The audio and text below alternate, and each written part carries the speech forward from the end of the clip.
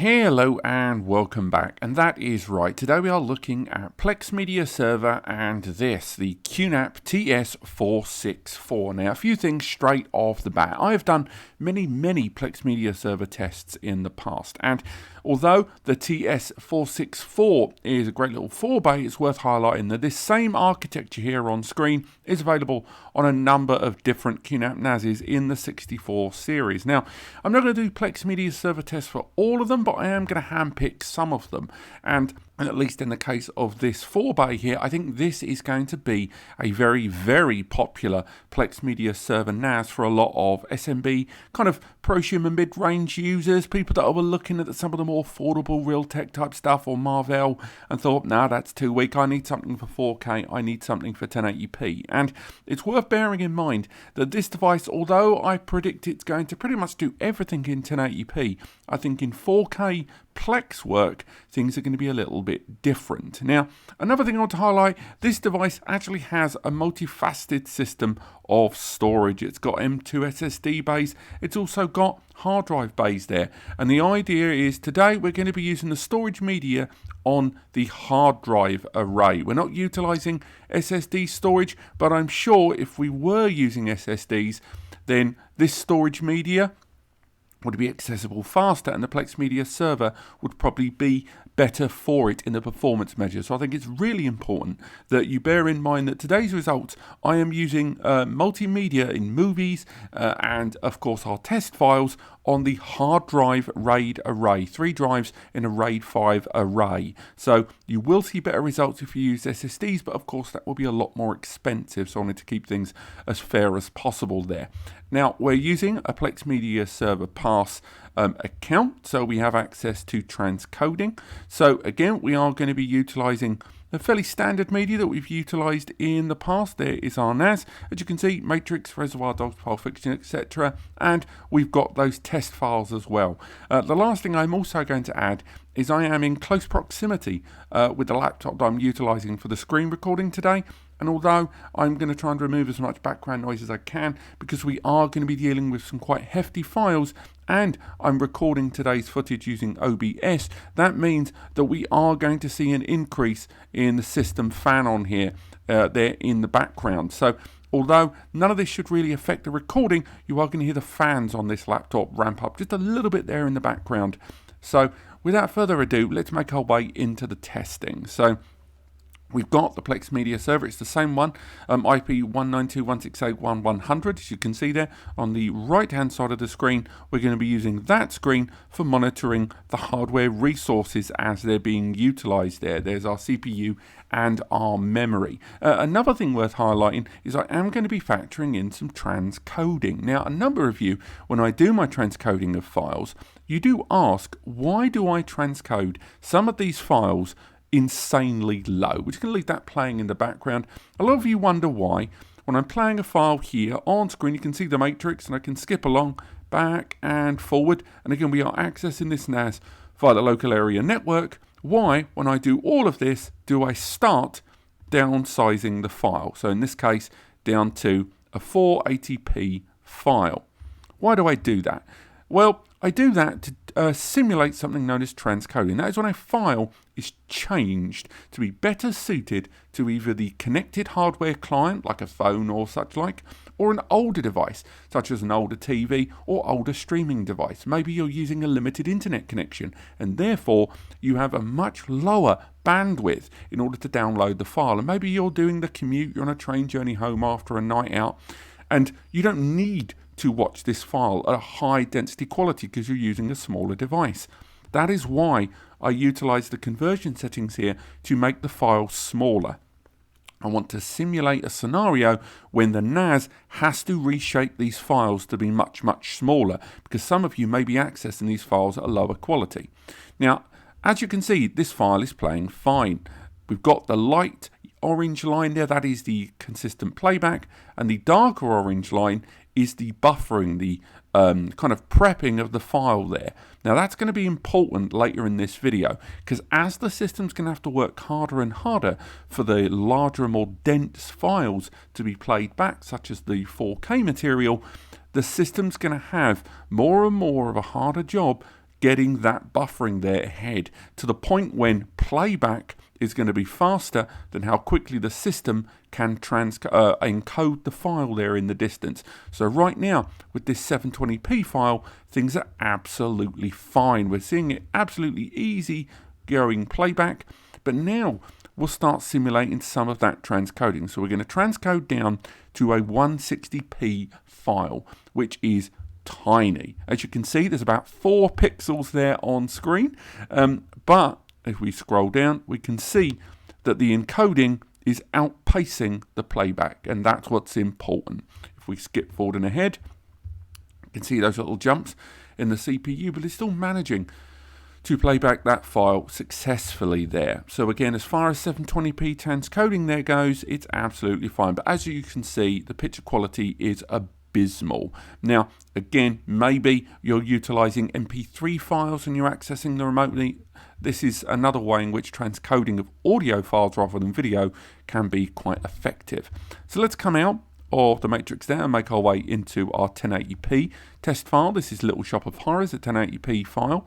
Let's go ahead and play that now. So if we open up there at the bottom of the screen, as you can see, it's 1.9 megabits, call it 2 megabits, and that's a 1080p file. Skip forward, absolutely fine.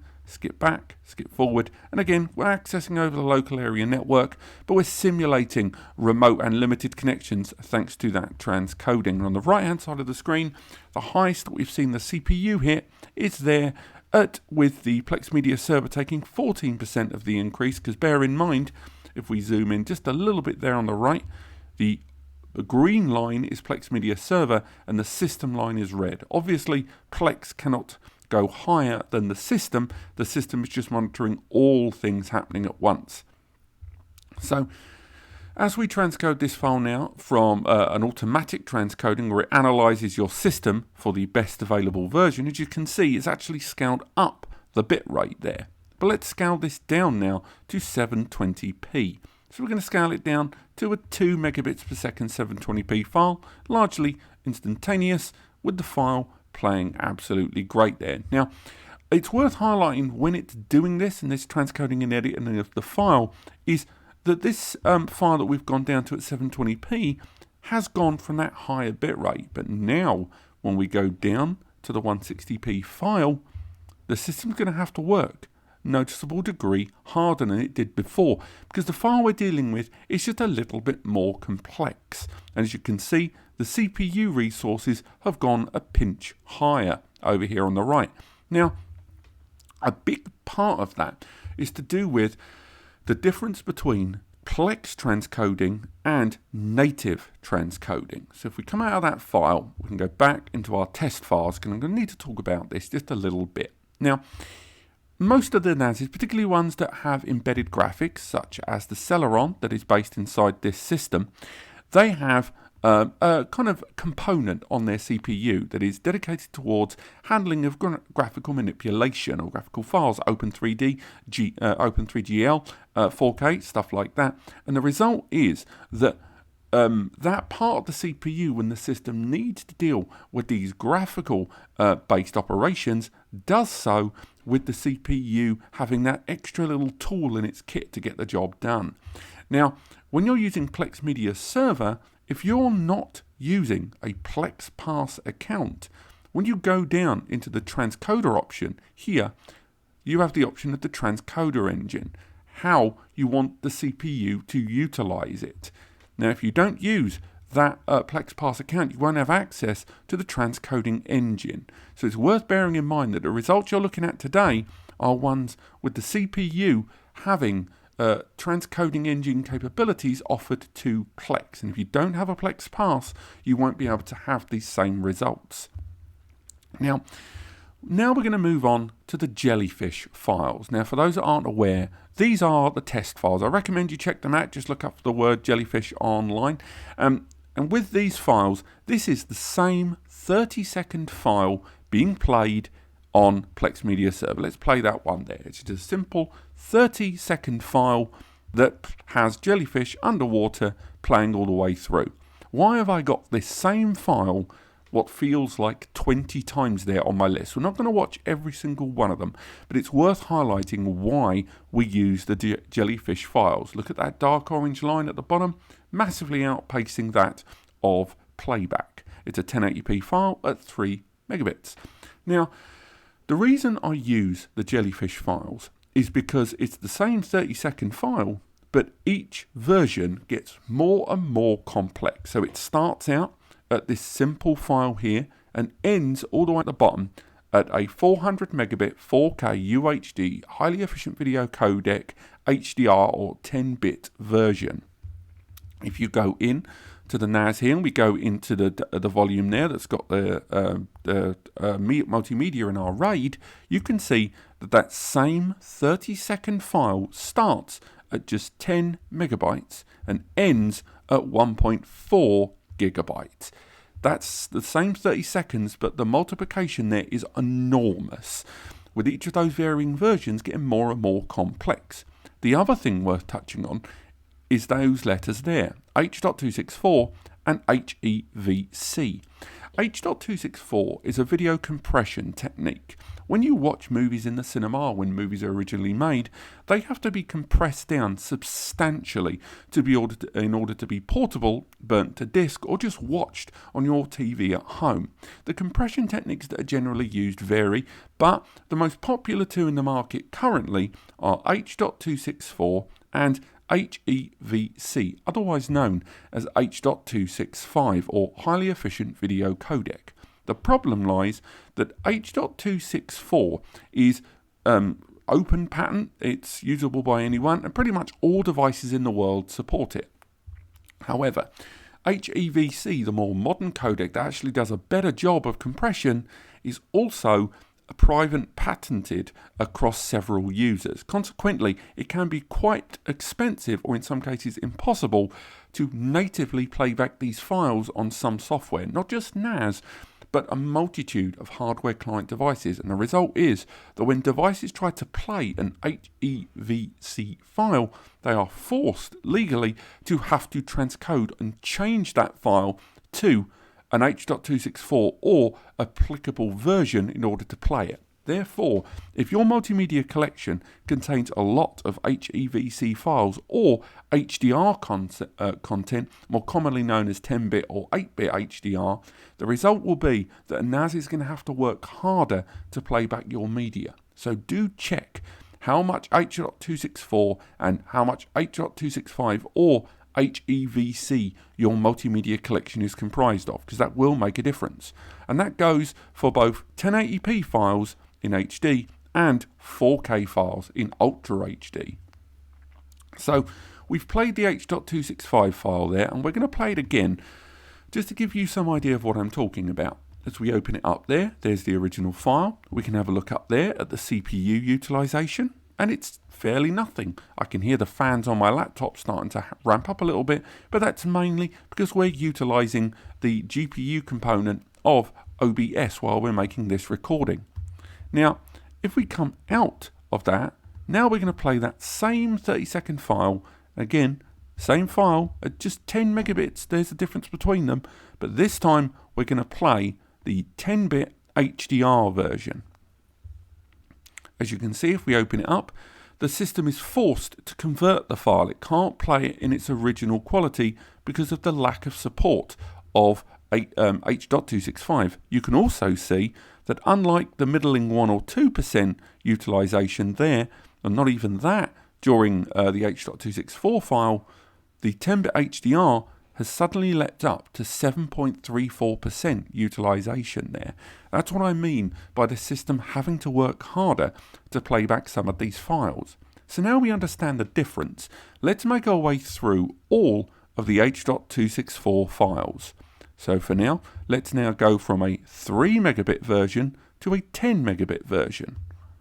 And again, all of these are playing in their original quality. The dark orange line, the buffering, has completed successfully and got all the way to the end there.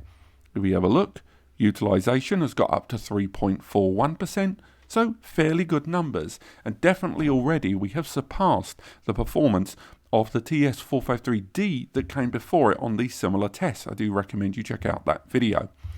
So let's come out of that. Now we're going to go to a 30 megabit file.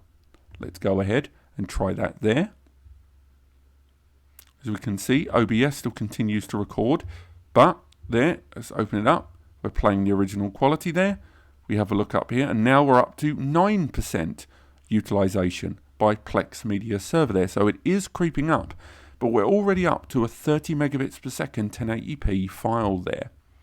We come out, we'll make our way into a 100 megabit HD file, the heftiest H.264 in 1080p that we have, before we make our way into 4K.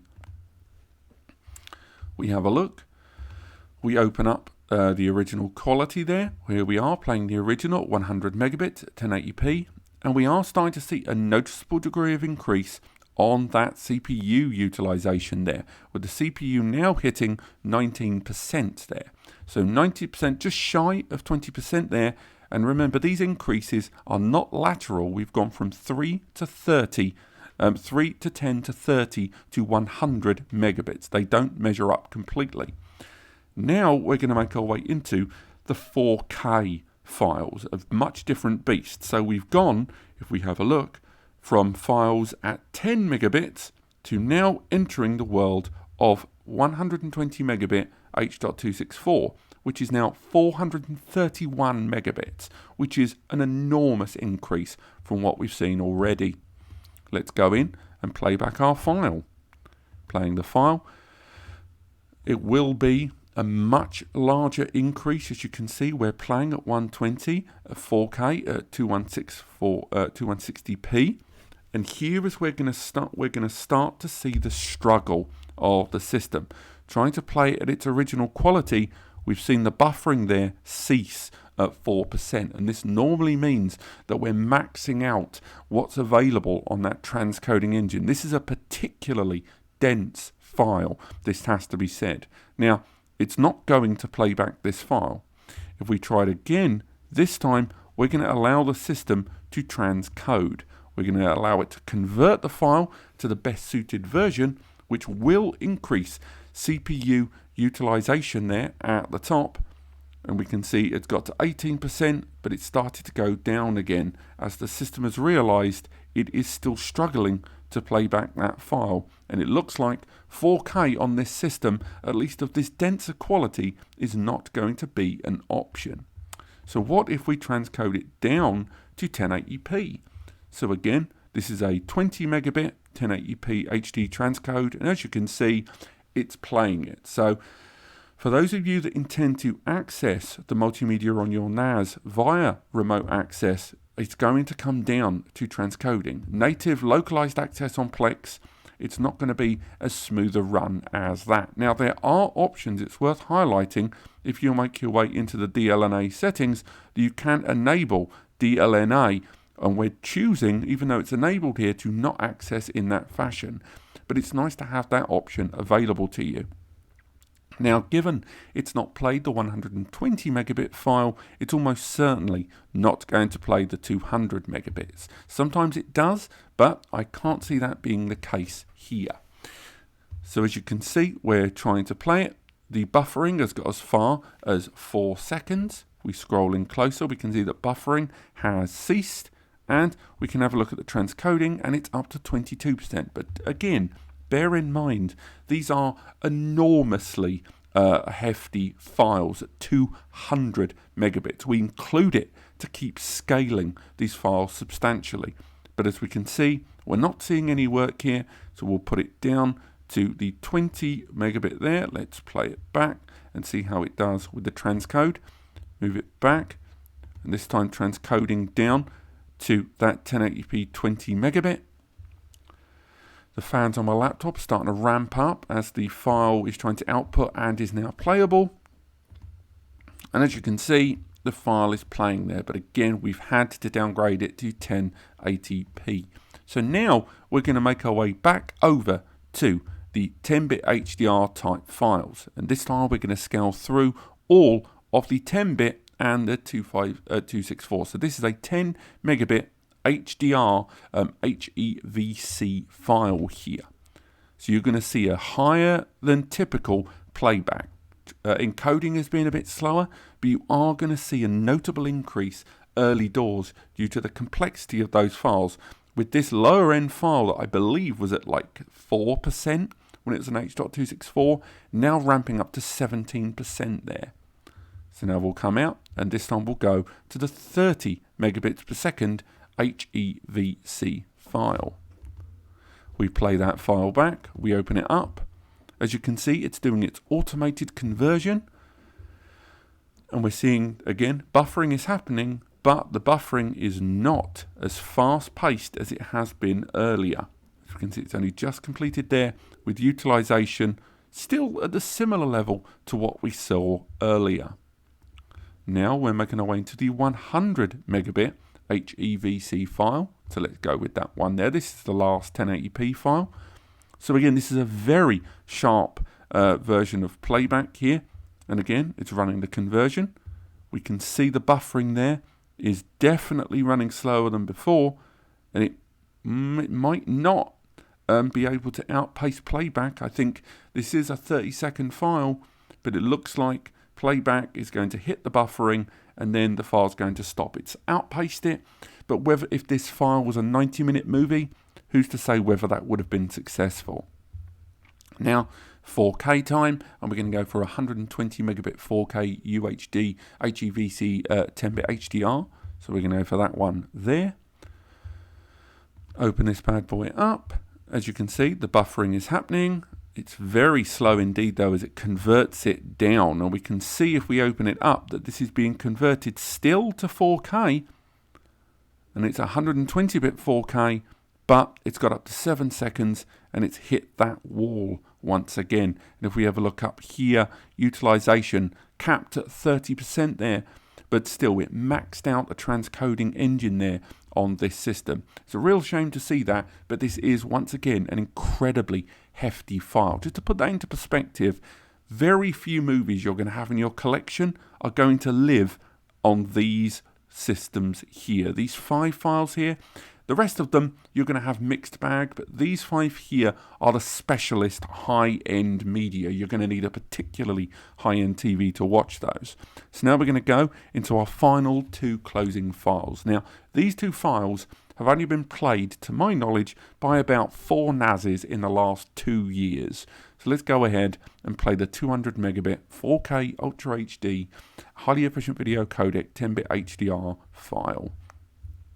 It's going to transcode automatically.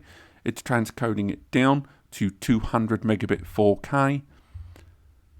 The buffering there, it looks like it's ceased at 7 seconds again. We can have a look here. We're capping at 25% there, but it looks like we're not really going to see any movement.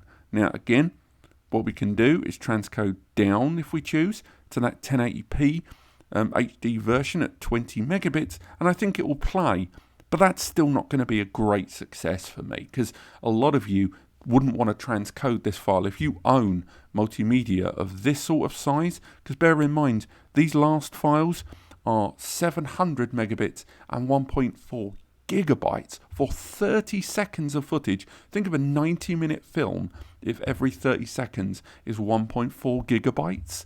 That gives you some idea the rarity of these 3 files that we're talking about here. But it's managed to play it, but only with a transcoding. And let's end this on that 400 megabit version. This is the beast file that has been rarely ever played on any system. As you can see, it's hit that barrier as to be expected. Utilization has spiked up dramatically there on Plex Media Server, but it's clearly hit a wall, and you can see it's settled down again. So we can go ahead, go into show all, and we can, let's go nuts, let's transcode it down to a Trixie 480p. And again, that may be something this system is going to struggle with, but we'll have to wait and see. But for now, I'd say I didn't expect this NAS to play back this file in the original quality, but it's still nice that it has the resources at least to tackle it. Now, let's end this video with just a couple of notes. First and foremost, playing files back natively is still an option. If we go for the 400 megabit file, we right click and then we choose that we want to open this file, we can open this file and it will choose to download it. But some files can be played natively in the web browser. So for example, if we utilize some of the multimedia tools that are available to you on the QNAP platform and you use their first-party video station application, you'll be able to play this. I will be doing an MB test on this system as well, because I think a number of you do want to know how well these files play on MB. But for now, I think I'm going to wrap things up. Overall, I think the hardware available to you on the 464 is pretty good for what you're getting in a Plex media server at this price point.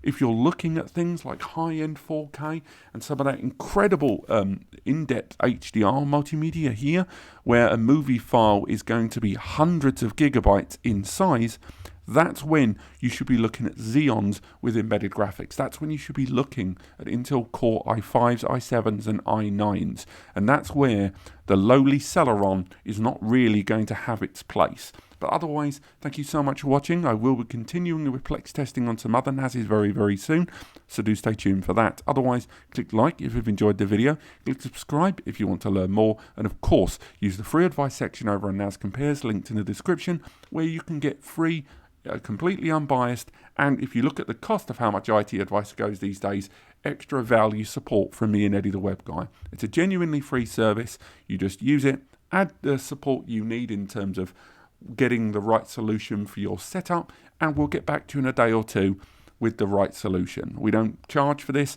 There's a donate button. Use it, ignore it, and we do nothing with your email. We're just here to help. Thank you so much for watching, and we'll see you next time.